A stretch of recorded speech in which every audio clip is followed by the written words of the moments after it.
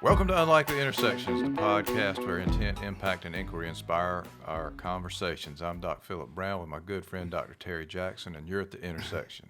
The interesting thing about intersections is that we all go through many intersections daily, and the way we navigate these determines the trajectory of our days and of our lives. Interesting topic today, Terry. We're going to revisit purpose, maybe not in the way some folks are thinking about it. Yeah. But I know you've got some stories around it, and I do too. So I'm looking forward to it. It's good to be back. It is good to be back, and it's very interesting. And it's always interesting when you're talking about purpose as you're moving through life, and you think you're focused in one particular area, and then something happens, and then all of a sudden, it may not be a conscious revisiting, but you see things beginning to change and be a little bit different, and your focus, what might have been in one particular area, is no longer there. And you're like, okay, this is a little bit different. I'm going in a different direction. And so it's got to be about revisiting purpose. To me, one of the things, as we were talking about this ahead of time, that was really so interesting and made me think of that revisiting is so important because at any given time we're seeing such a small part of the picture, that part of the reality that's unique to us. A lot of times leads us to a place where we begin to believe it's the reality. Yeah. Seems like there might be some pitfalls there. Yeah. I was telling you about going out walking with a friend this morning, and his wife is ill. And I asked him, so how's your wife doing this morning? And he was like, well, she's losing her will, and I want her to do this, and I want her to do that, and I want her to do this. And I said, you're saying some magical words there.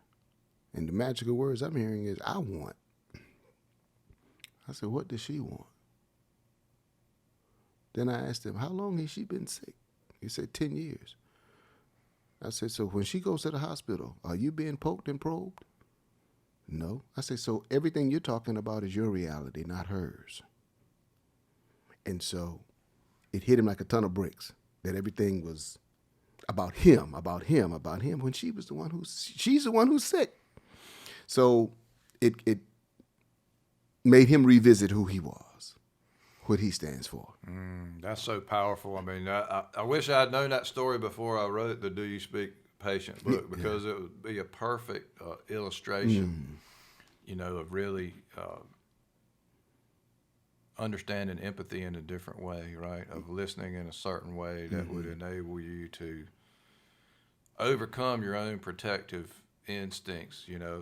Our first protective instincts are often to protect ourselves, no matter how we contemplate it. Deep down, the world gets processed through that, and it does become about what we think is right based on our very limited experiences. The reality that we bring to the situation, it kind of ends up being paramount a lot of times in our decision processes, when in fact that's not even our intention. That's right. We're just blinded to what our true purpose and our true intention really is. That's right. I began to talk to him about his ego and personality. And I said, look, we all bring that to the table, right?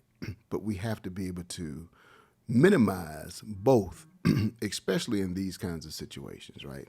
I understand, you're retired, she's retired, you want to enjoy life, but she's been ill for 10 years. You got to take that into consideration. And given her illness,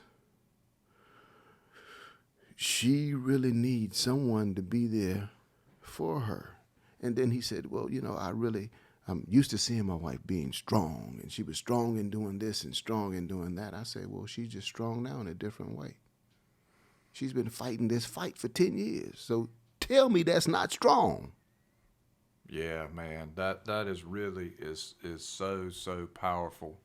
And it just underscores that very thing, because obviously he cares so much about her. But he also wants certain things that are based on himself without even really, he doesn't know the answer to the question of what she really wants That's yet. right. It's a tough conversation. Yeah, it's a very tough conversation. And I said, well, have you ever asked her what she wanted? And he was like, no, I never asked her that. All I'm thinking about is what I want. I said, well, what you have to do is ask her what she wants given her condition. Some moments she might be energized and she may want to get out and ride. Other moments she may just want to rest. But you won't know unless you ask the question, and you're standing around arguing, talking about what you want, when in fact, she's the one who's ill, not you. So you got to put your ego aside, put your personality aside, find out what it is she wants and wants to do. And I said, most importantly, it's not what you say, it's how you say it, even how you ask the question. I say, why don't you wake up some morning and ask her if she may want to go to the beach? And the way you ask it is, let's go listen to the waves hit against the shore, because we can hear God talking. And yeah, That is so powerful. Yeah, it kind of reminds me. There's a great temptation, many of us have it, to make a successful life about all these great experiences we've had. You know, we traveled to a foreign country. We went and saw this wonder of the world. We did whatever it is, and you know, because of that, our life will be enriched. And it's such a fallacy, because while those are great experiences, and yes, they can be life enriching, the way to ultimately enrich a life is to have every experience that comes in front of you. that's right. You know, and it seems like the way you were guiding your friend is really helping him to see that and to understand that that particular set of experiences with his wife could be time limited. And that's really hard to think about, but you know, I mean, there's songs written about it and poems and everything else. If you knew you had a week to live, what would you want your experiences to really be? You know, you'd want to experience all those moments maximally.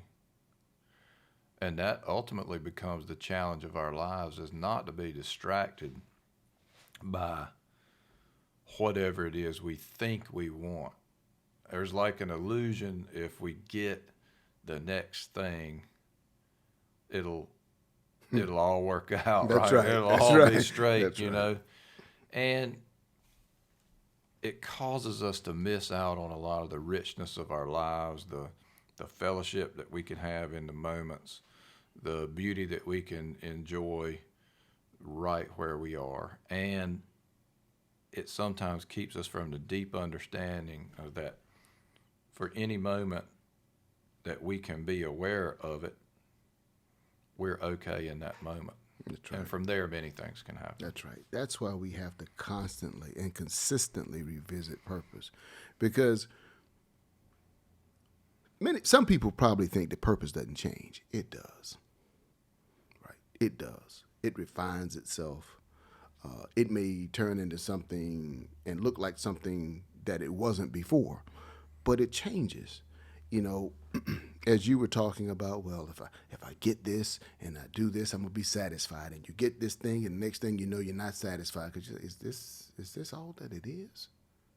You know, versus enjoying the moment. You know, I mentioned to him, I said, you know, it's been 10 years. It might not be 11. So you got to enjoy it right now, because yesterday is gone. Tomorrow may not be promised, because I know we've talked before and you've given me the different conditions that she's been in. And you just should be grateful for the 10 that you've had.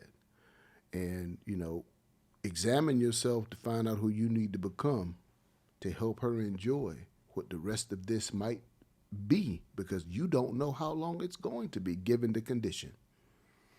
Yeah, that's the theme there to me, and it's a hard one for a lot of folks, self included at times, is that death is the greatest teacher for those of us that are ready to learn. Because it just puts in perspective that whole thing about, you know, yesterday is not impactable, it's gone. Tomorrow's not promised, it may never be. So we have this moment to be whatever our best self is, understanding what we're even trying to be in those moments, or for whom that resource is intended, understanding how small we are. That really is a powerful way to go through life. To I mean, it's the ultimate live like you were dying thing, right? But it's not about being crazy. It's about being deep. Yep, absolutely. And one of the things that I mentioned to him that I used to hear when I was doing my PhD is I would always hear, you do not want to be a mile wide and an inch deep. You want to be an inch wide and a mile deep. That's where the content is. And I talked to him about being comfortable, being uncomfortable, right? and doing all that he can do to make her comfortable, given the situation. And we talked about right and wrong. And I said, you might think you're right because you go out and spend $1,000 on a huge TV because you want to see, the Baltimore Ravens, play, and you want to brag about that. When in fact, priority probably dictated to you spend it somewhere else, versus a television so you can see. And you get into those right and wrong conversations, and I found that right and wrong is relative to the side of the issue that you're on, right? It's relative to the side of the issue you're on. That's why it's so important just to be able to observe without evaluation and understand perspective. I gave him a story around a TikTok piece where this lady said that she doesn't correct her husband. She lets him self-correct by giving her perspective of what the situation is, and giving her perspective, and now he has his perspective.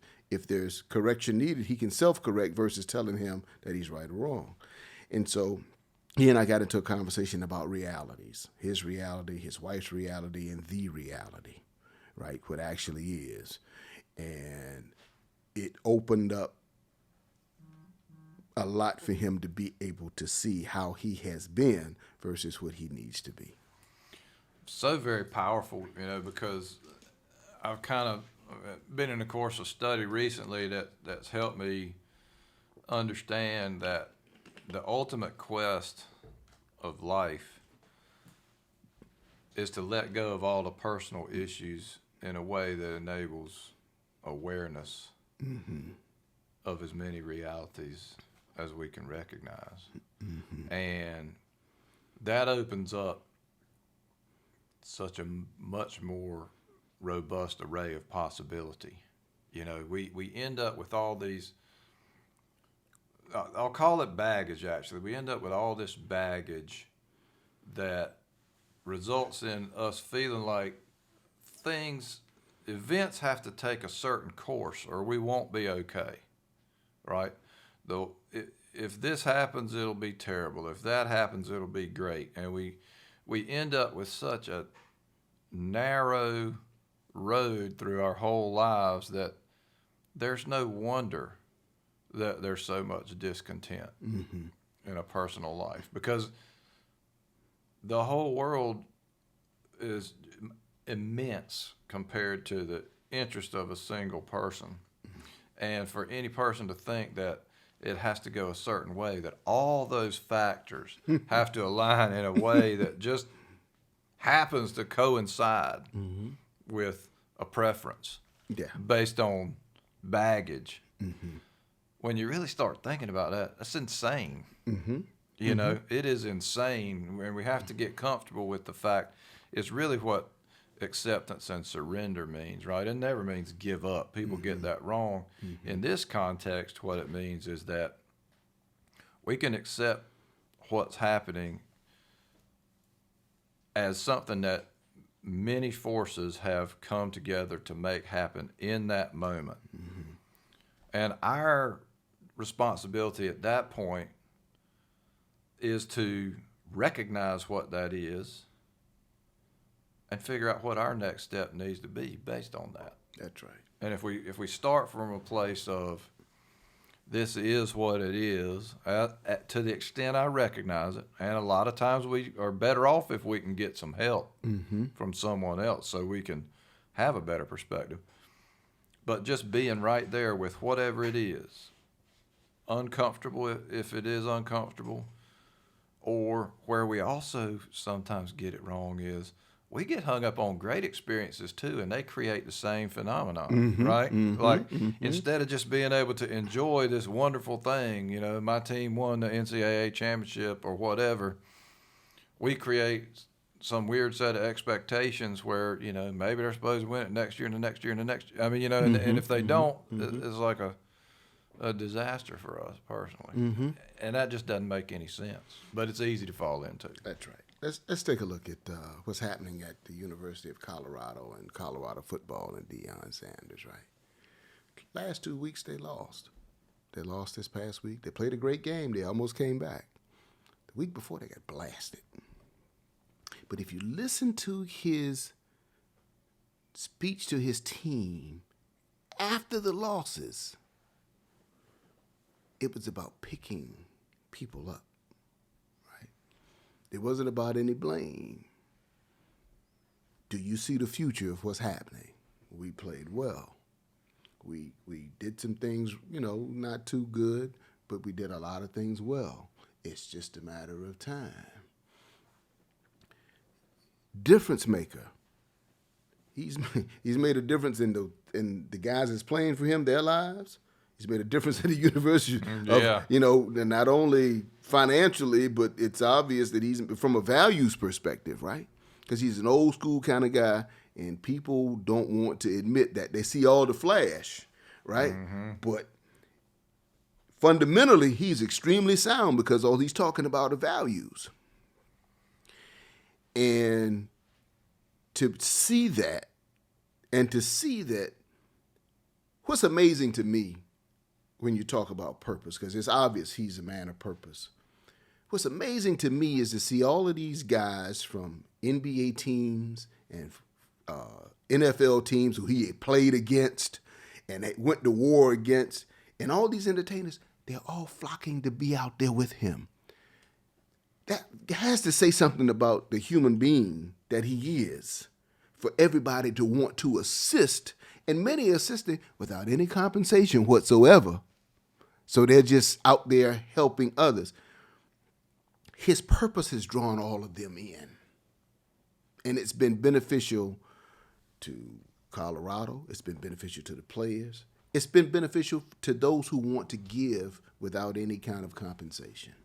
It's one of the most interesting phenomena I think we've seen in a long time, because what often draws attention is, you know, negativity, right down to the news cycle. You know, if it bleeds, it leads, you know, and it's all about threat and all about negativity, and it, you know, people just, but for some reason, he's one of those very rare individuals who's unifying people based on positivity. Now there's some recoil because of that flash and that personality and that obvious, you know, I'm going to get in your face and we're going to do what we're going to do, and good luck stopping us. You know, like that has created a certain recoil.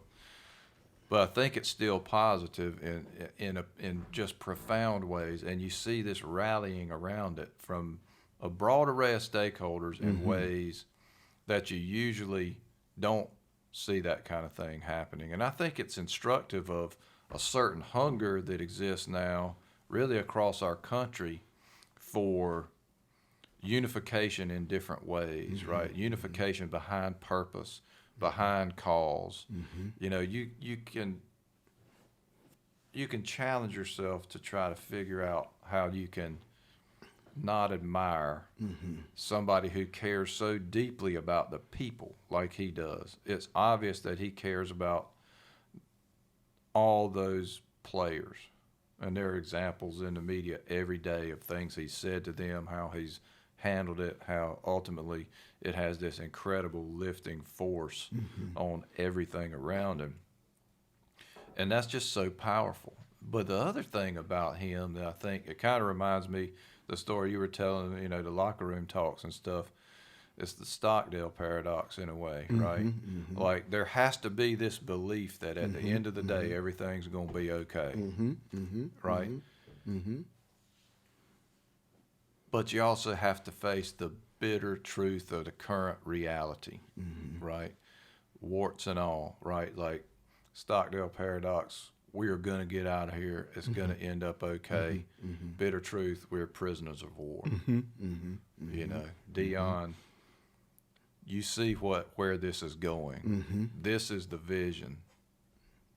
We just got our butt handed to us. You know, and here's how we're going to navigate this current moment. And in the corporate setting, in the business setting, that's what you see not happening, right? Like it's all about lipstick on a pig. That's right. We're going to shine this up and make it look okay. We really don't want to face some of the harsh truths of our current reality.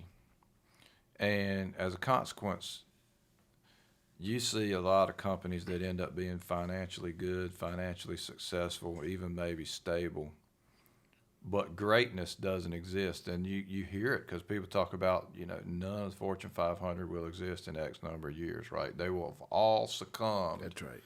to this phenomenon of good being the enemy of great because you lose the vision. You lose what it can be when you don't empower it with the harsh reality. You have to empower the future vision with the brutal honesty of what's going on right now.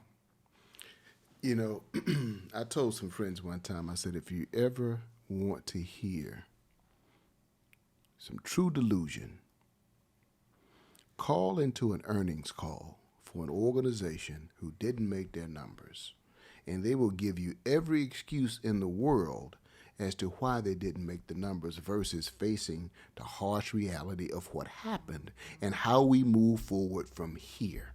They can say, well, you know, we sold a bunch of lawnmowers to the wrong target market. They ended up in the desert. And as a result of that, we weren't able to make our sales numbers and all kinds of excuses. And I'm like, just tell the truth. What really happened with the organization? How did you lose focus? Because at the end of the day, it is the leader's responsibility, the CEO's responsibility to keep them focused and to keep the vision out there. But you didn't do it. So now you want to tell the shareholders all these excuses, but the next quarter will be better. Doesn't make sense. Just be honest with the people. And that's exactly what people mean when they say hope's not a strategy. That's right. Right? Like, hope has to be a part because if you're setting the right vision, it is far enough out there that you have to have this underlying hopefulness that you can do all the things because they're stretch things to get there. You know, and at the same time, it's only by addressing the bitter truth that you can figure out what the most viable next step is. That's right. And that's the secret, you know, and books are written about it. Obviously, Jim Collins, Good to Great, Great by Choice, and many, many others, is that, you know, great companies stabilize themselves around factors, you know, that always embrace that truth and always look to what they're ultimately trying to do. they adhere tenaciously to the most important core that they have, and they take it on a 20-mile march every day, not 40, not 15, but there's this almost fanatical discipline about pursuing that purpose.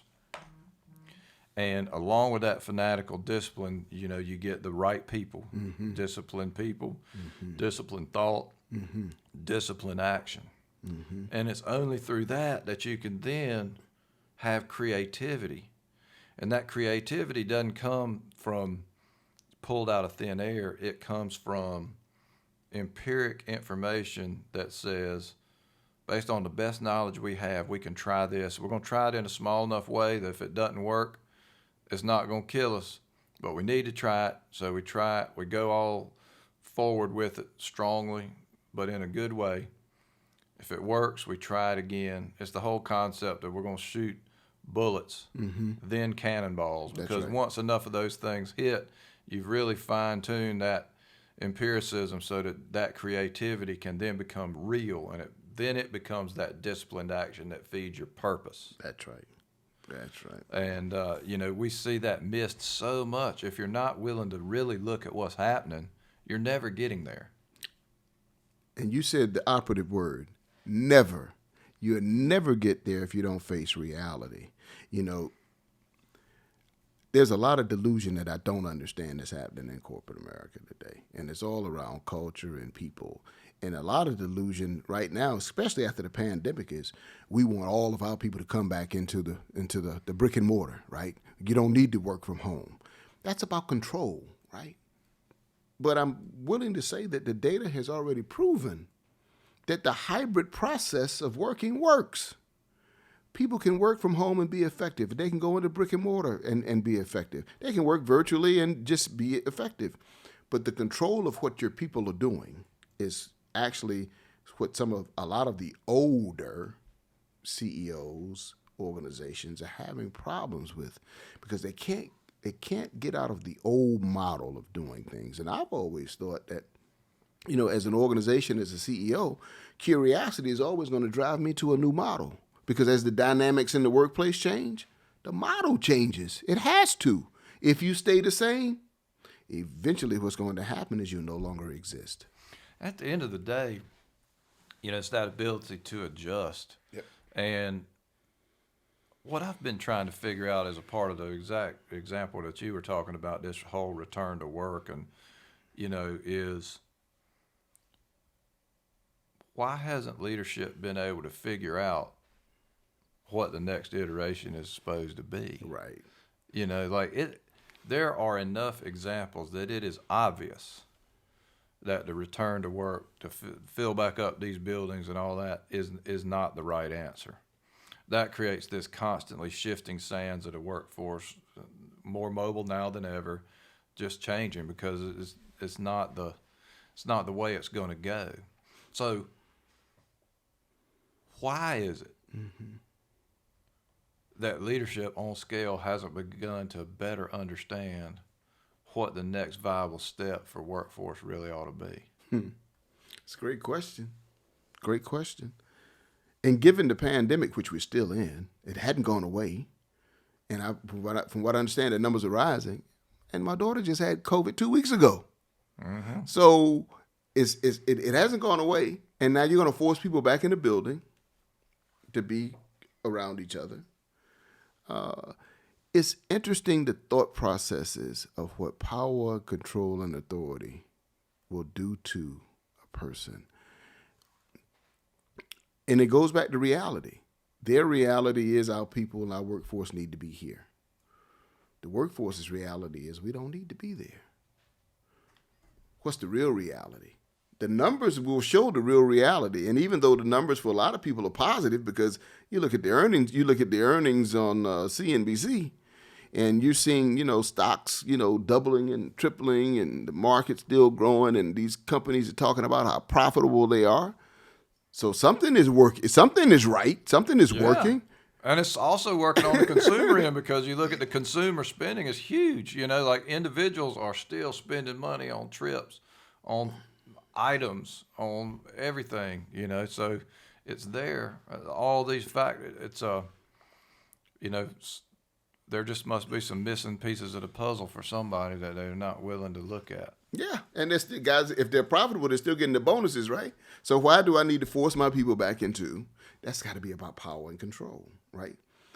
I think it was Steve Jobs or maybe Bill Gates said, I need to hire good people. Then I need to let the good people go do their work. I don't need to try to control them as long as it's getting done. But that's always been a part of the capitalist society. Yeah, I believe in, you know, the power ultimately comes from understanding interdependence. Mm-hmm.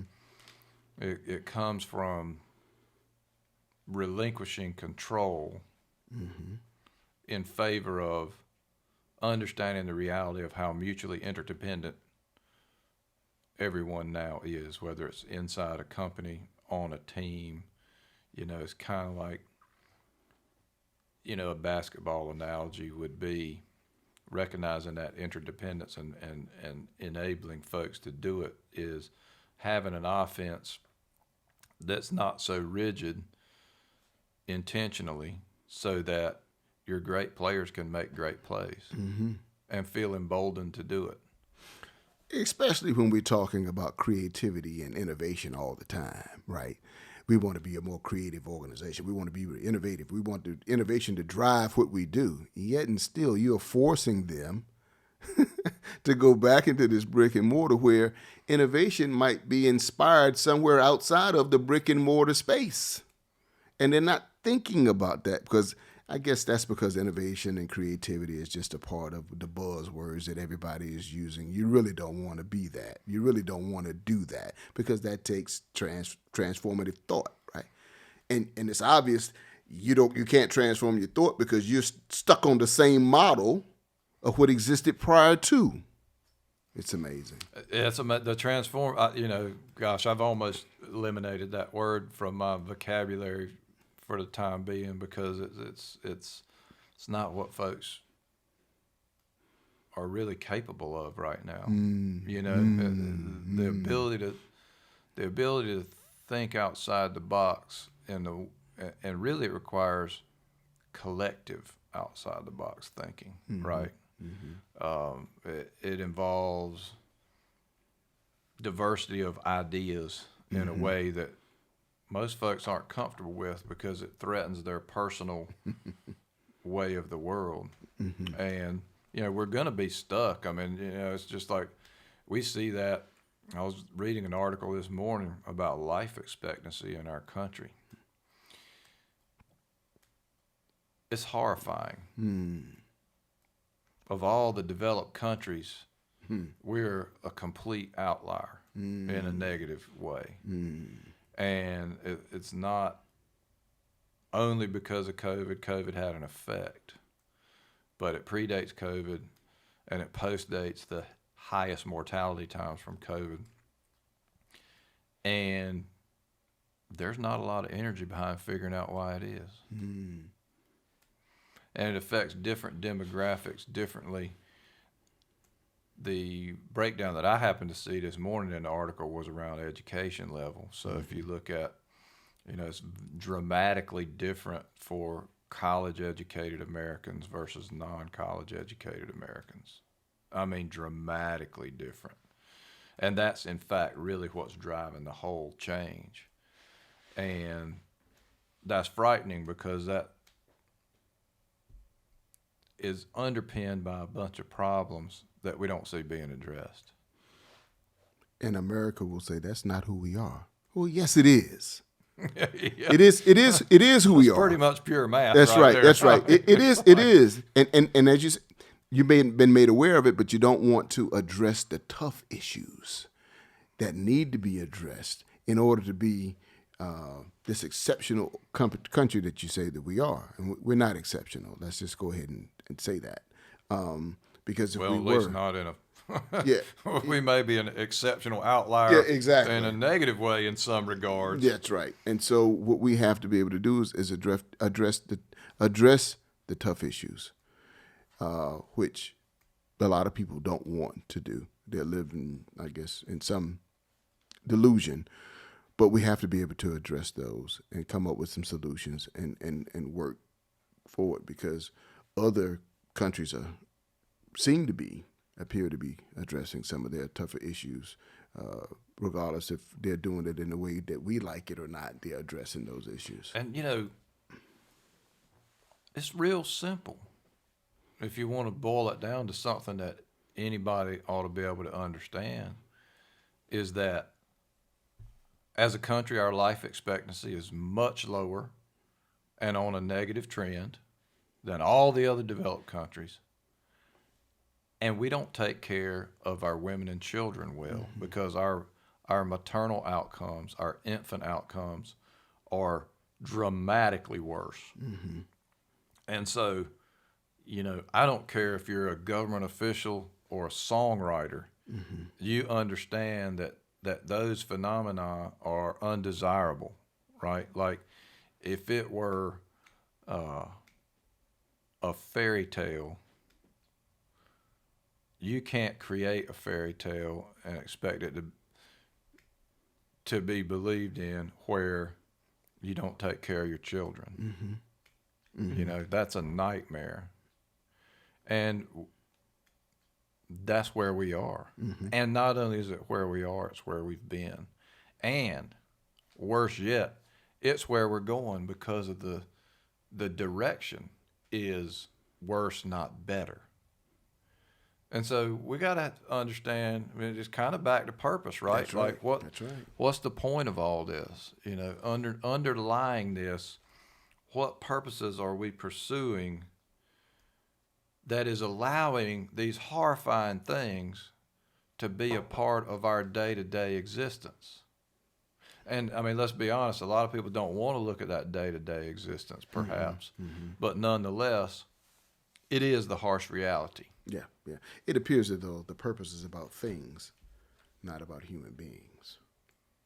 And so we got to get away from the things to become more human, because that's what the ultimate purpose is. The ultimate purpose is how do I as a human being be more human? How do I treat others more humanly? Right? We don't want to have those conversations. Yeah, I guess not. And the question is, what changes it, right? Because in this situation, what changes it is ownership. And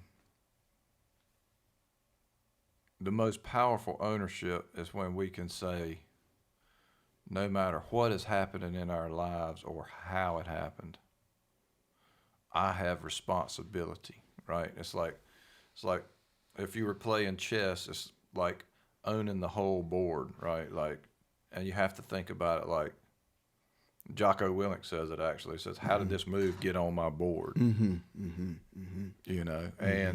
that's where we are with these problems that we've been talking about these last few minutes is, how do these things get on my board? So it does come down to, how can a person like me, how can a person like you make a positive impact? Right. That's right. And that goes back to a consistent and constant reevaluation of purpose, our why. Yeah, and here we are talking. It's interesting because as we're kind of getting close to the end of the time for this episode, we've almost evolved to a certain purpose that you and I share, which is, and has been throughout the history of Unlikely Intersections, to bring awareness. That's right. Right, like again, bring awareness. And we have that little piece, and there are lots of other things that each of us do to make a difference. But bringing awareness is one of the purposes of this show. That's right, because all of these topics, as the title of the podcast, Unlikely Intersections, there are different intersections that we're encountering every single day that we live, right? And how do we deal with them? How do we think differently? How do we act differently? They're important to us. And it goes back to our best chance of being able to do that is to each of us be on a personal quest to let go of some of our own personal issues in a way that enables us to see the bigger picture, to see what's really in front of us to the extent we can on a That's right. day-to-day That's right. basis. That's right. How can we best perform for the greater good of humanity? I think that's a great place to end with a question. Yes. How can we perform for the greater good of humanity? I want to thank you for joining us at Unlikely Intersections. If you want to find me, it's docphilipbrown.com or Doc Philip Brown at LinkedIn. And Terry? Yeah, you can find me at LinkedIn, Terry Jackson, PhD. You can find me at jcgconsultinggroup.com. You can find me on Facebook as well. And of course, unlikelyintersection.com, as well as Unlikely Intersections on Facebook. We'll see you at the next intersection.